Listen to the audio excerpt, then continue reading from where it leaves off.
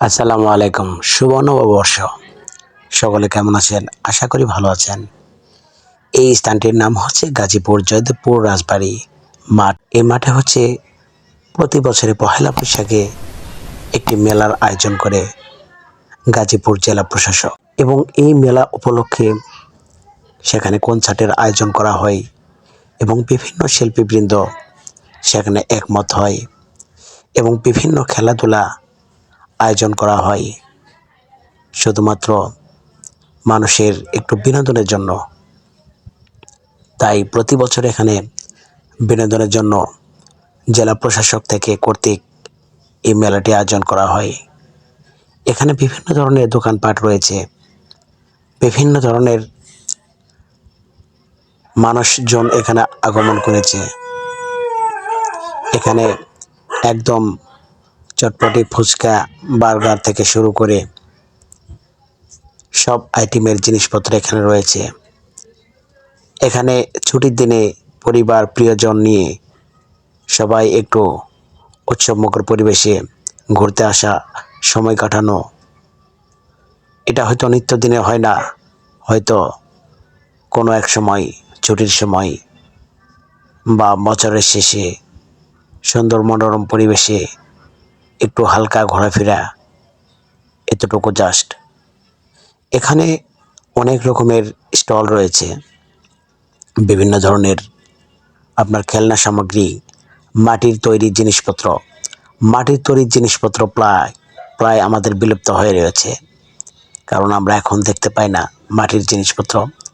কারণ মাটির জিনিসপত্র যারা এখন কিনে, তারা আদতে খুব শখের জন্য কিনে, কিন্তু প্রকৃতপক্ষে মাটির জিনিস যারা আগে ব্যবহার করেছে তারা কিন্তু শখে ব্যবহার করেনি, তারা প্রয়োজনে ব্যবহার করেছে।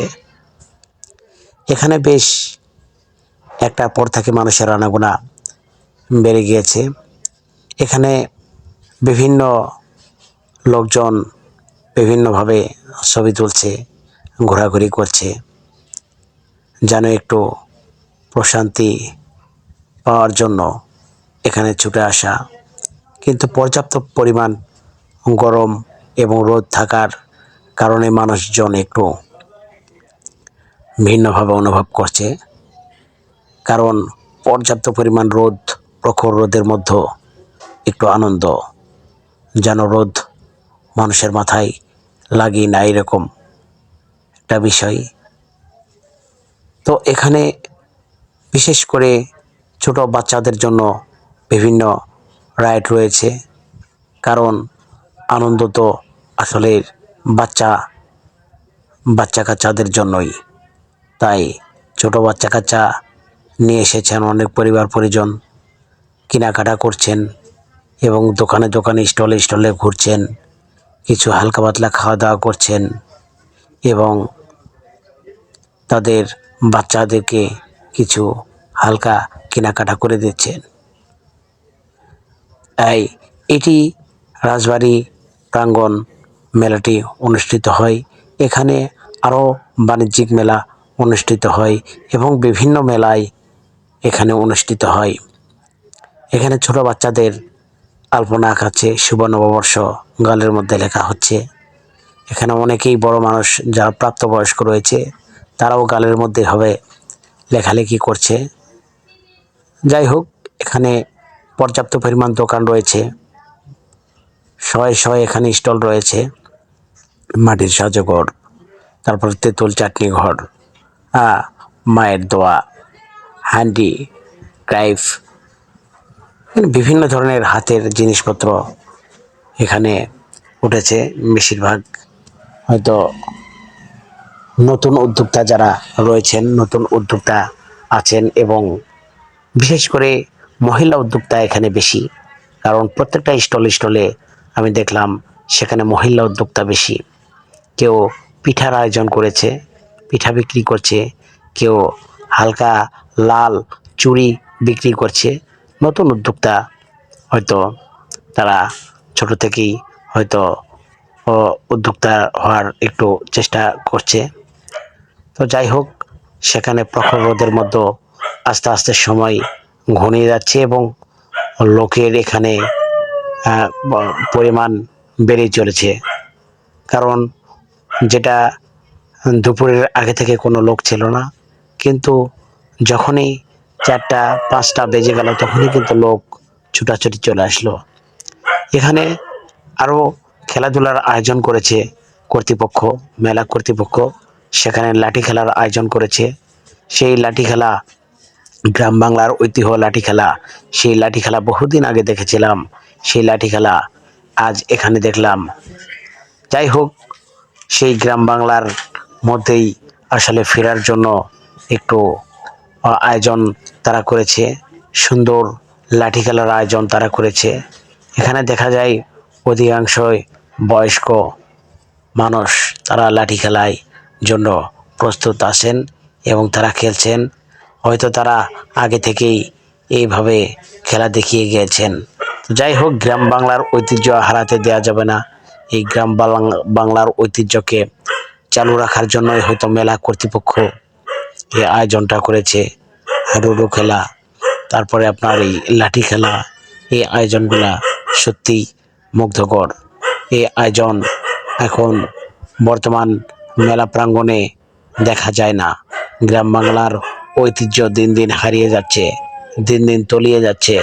মানুষ দিন দিন বদলিয়ে যাচ্ছে, আপডেট জগতে চলে যাচ্ছে।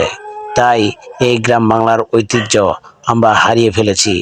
গ্রাম বাংলার আরও খেলা আছে, গ্রাম বাংলার বহুত কিছু আছে, কিন্তু এখানে আসলে সব কিছু আমরা তলিয়ে ফেলেছি, হারিয়ে ফেলেছি। দিন দিন দিন দিন নতুন প্রজন্ম তারা ভুলেই যাবে গ্রামের ঐতিহ্য কী ছিল। তাই এখানে লাঠি খেলাটায় খুবই উৎসবমুখর, মানুষ দেখতেছে এবং বাচ্চারা দেখতেছে। হয়তো অনেকে কখনো দেখেই নাই, হয়তো এই প্রথম দেখলো, তারা এরকম একটা অনুভূতি পাওয়া গিয়েছে।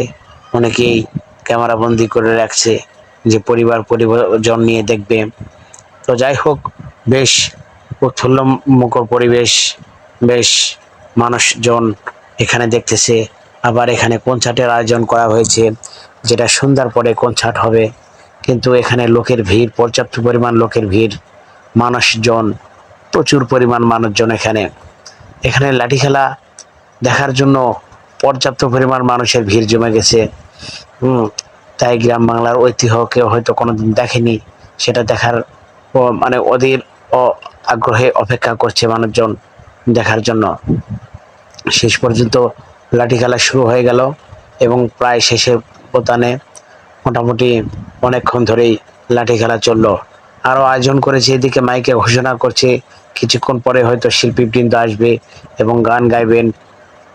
হয়তো প্রিয় কারো প্রিয় শিল্পী থাকতে পারে, কারো প্রিয় গান থাকতে পারে, রিকোয়েস্টের গান বলবে, এই সমস্ত বলে সে মাইকে ঘোষণা দিচ্ছে। এদিকে বিভিন্ন ব্যক্তিবর্গ আসার জন্য প্রস্তুতি নিচ্ছে, বিভিন্ন ব্যক্তিবর্গের আলাপ আলোচনা চলবে এই মঞ্চে। তাই মেলা প্রাঙ্গণে আপনারাও দেখতে থাকুন এবং আপনারা মাঝে মাঝে এই সমস্ত মেলা প্রাঙ্গণে এই গ্রামের ঐতিহ্য তুলে ধরা খুবই ভালো একটি কাজ, কারণ গ্রামের ঐতিহ্য সকালে ভুলে যায়।